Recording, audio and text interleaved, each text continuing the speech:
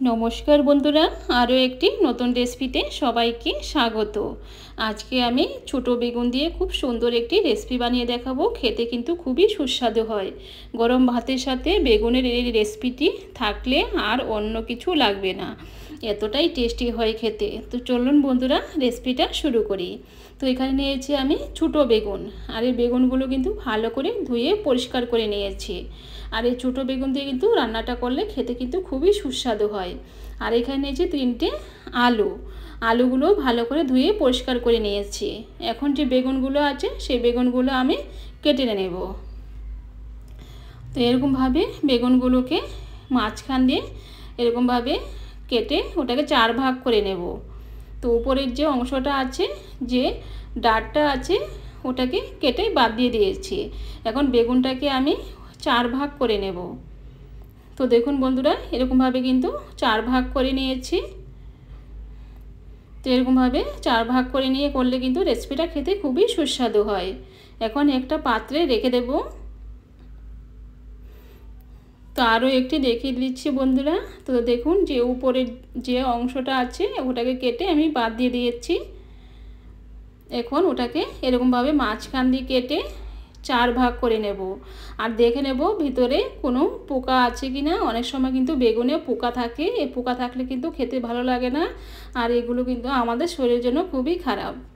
আর এখন আরও একটি কাটা হয়ে গেছে, তো এখন আরও একটি কেটে দেখিয়ে দিচ্ছি।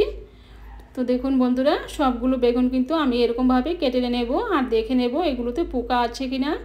আর বেগুনগুলো কিন্তু খুবই ভালো, এগুলোতে কিন্তু পোকা থাকবে না, তবুও একবার ভালো করে দেখে নেব পোকা আছে কি না। তো আরও একটি কাটা হয়ে গেছে, তো এরকমভাবে আমি সবগুলো কেটে নেব। তো বেগুনগুলোতে কিন্তু কোনো পোকা নেই, তো সবগুলো এরকমভাবে কেটে আমি দেখে নেব পোকা আছে কি না। তো দেখুন বন্ধুরা, সবগুলো বেগুন কিন্তু আমি কেটে নিয়েছি, আর বেগুনগুলোতে কিন্তু একটাও পোকা পাইনি। সবগুলো বেগুন কিন্তু খুবই ভালো আর একদম কচি, আর এই বেগুন দিয়ে কিন্তু রেসিপিটা খুবই ভালো হবে। এখন আর যে আলুগুলো নিয়েছিলাম 3টে আলুগুলো ভালো করে কেটে খোসাগুলো ছাড়িয়ে ভালো করে ধুয়ে পরিষ্কার করে নিয়েছি। এখন এখানে নিয়েছি আদা, রসুন, পেঁয়াজ, কাঁচা লঙ্কা, টমেটো, একটা দরদরা একটা পেস্ট বানিয়ে রেখেছি। তো ওটা কিন্তু খুব একটা আমি একদম স্মুথ পেস্ট করিনি, কিন্তু দরদরা থাকলে কিন্তু ওটা খেতে ভালো লাগে। আর এখানে একটা কড়াই বসিয়ে দিয়েছি, দিয়ে দিলাম সর্ষে তেল।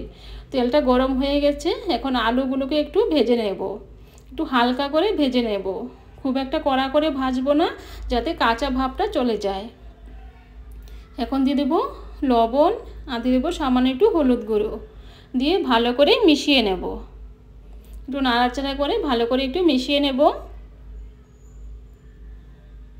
তো দেখুন বন্ধুরা, একটু নাড়াচাড়া কিন্তু ভালো করে নাড়াচাড়া করে মিশিয়ে নিয়েছি। এখন ঢাকা দিয়ে রেখে দেব 2 মিনিটের জন্য।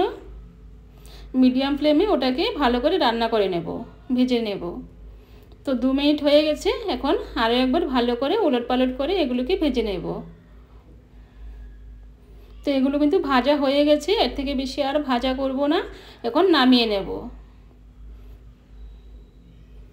তো সবগুলো নামিয়ে নিয়েছি, এখন একটা প্লেটে রেখে দিয়েছি। এখন আরও অল্প 2 চামচের মতো তেল দিয়ে দিলাম। এখন দিয়ে দিলাম হাফ চামচ জিরে। তো জিরেটা একটু ভালো করে একটু ফ্রাই করে নেব, একটু নাড়াচাড়া করে ভালো করে এগুলোকে একটু হালকা ভেজে নেব।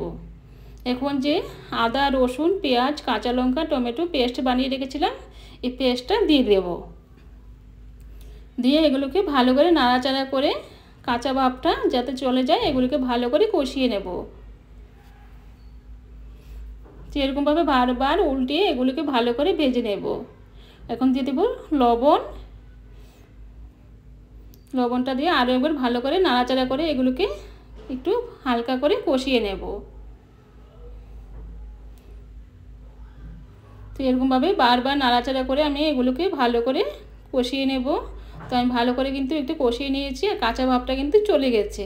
এখন দিয়ে দেবো 1 চামচ হলুদ গুঁড়ো, আর দিয়ে দিলাম 1 চামচ লঙ্কার গুঁড়ো, আর দিয়ে দিলাম 1 চামচ কিচেন কিং মশলা।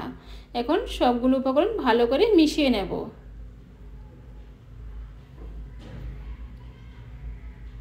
তো তো এরকমভাবে একটু সবগুলো উপকরণ ভালো করে মিশিয়ে এগুলোকে ভেজে নিতে হবে। তো দেখুন বন্ধুরা, মশলাটা কিন্তু খুব সুন্দরভাবে কষিয়ে নিয়েছি। এখন আমি আরও একটু জল দিয়ে ভালো করে কষিয়ে নেব। এখন সামান্য একটু জল দিয়ে দিলাম। জল দিয়ে এগুলোকে ভালো করে মিশিয়ে নেব। তো ভালো করে একটু মিশিয়ে নিয়েছি। এখন ঢাকা দিয়ে 5 মিনিটের জন্য ঢাকা দিয়ে রেখে দেব। তো 5 মিনিট হয়ে গেছে, এখন দেখে নেব। তো মশলাটা কিন্তু খুব সুন্দরভাবে কষানো হয়ে গেছে, আর তেলটা কিন্তু দেখুন বন্ধুরা সাইডে কিন্তু চলে এসছে। তার মানে মশলাটা খুব সুন্দরভাবে কষানো হয়ে গেছে। এখন এগুলোকে ভালো করে নাড়াচাড়া করে নেব। এখন যে বেগুনগুলো কেটে রেখেছিলাম সেই বেগুনগুলো দিয়ে দেব। তো সবগুলো বেগুন দিয়ে দিলাম। এখন দিয়ে দেবো সামান্য লবণ। লবণ কিন্তু আগেও আমি কষানোর সময় দিয়েছিলাম, তো এখন বেশি লবণ লাগবে না, হাফ চামচের মতো লবণ দিলেই কিন্তু হবে। তো এখন এগুলোকে ভালো করে মিশিয়ে নেব। তো ভালো করে মিশিয়ে নিয়েছি। এখন ঢাকা দিয়ে 5 মিনিট ঢাকা দিয়ে রেখে দেব। তো 5 মিনিট হয়ে গেছে, এখন দেখে নেব। তো চুলার আঁচটাকে কিন্তু বন্ধুরা একদম মিডিয়ামে, লো টু মিডিয়ামে রাখবেন, হাইতে কিন্তু দিবেন না। হাইতে দিলে কিন্তু ওটা পুড়ে যাবে। তো লো টু মিডিয়ামে দিবেন, তাহলে রান্নাটা খুব ভালো হবে।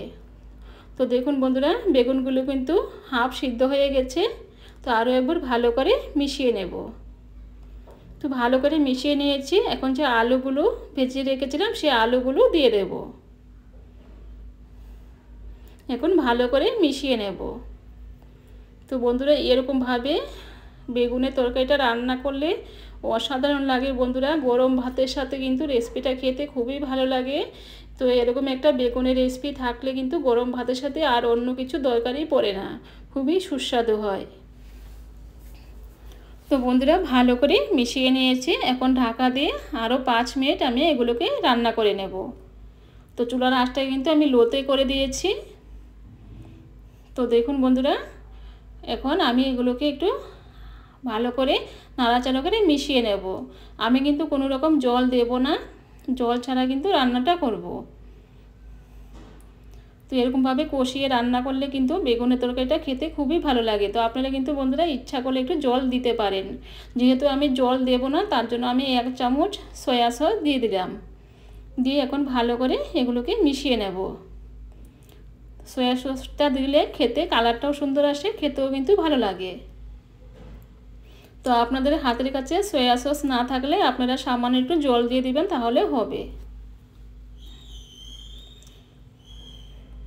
তো দেখুন বন্ধুরা, কালারটাও কত সুন্দর এসছে, আর খেতেও কিন্তু অপূর্ব লাগে।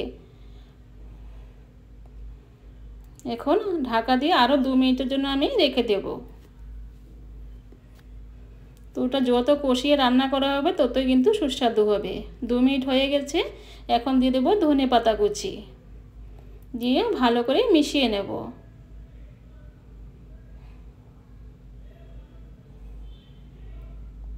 তো এরকমভাবে ওটাকে ভালো করে একটু মিশিয়ে নিতে হবে। তো দেখুন বন্ধুরা, এগুলো কিন্তু আমি ভালো করে মিশিয়ে নিয়েছি।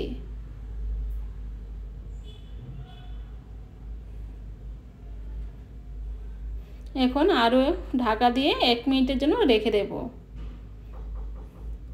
তো 1 মিনিট হয়ে গেছে, এখন ঢাকনাটা খুলে নেব। তো ধনেপাতাগুলো কিন্তু খুব সুন্দরভাবে মিশে গেছে। এখন আরও একবার নাড়াচাড়া করে নেব।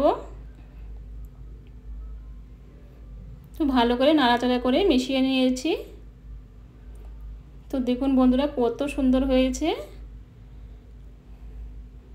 তো বন্ধুরা, এরকমভাবে একবার বানিয়ে দেখবেন, আশা করি ভালো লাগবে। তো ওটা হয়ে গেছে, এখন আমি নামিয়ে নেব।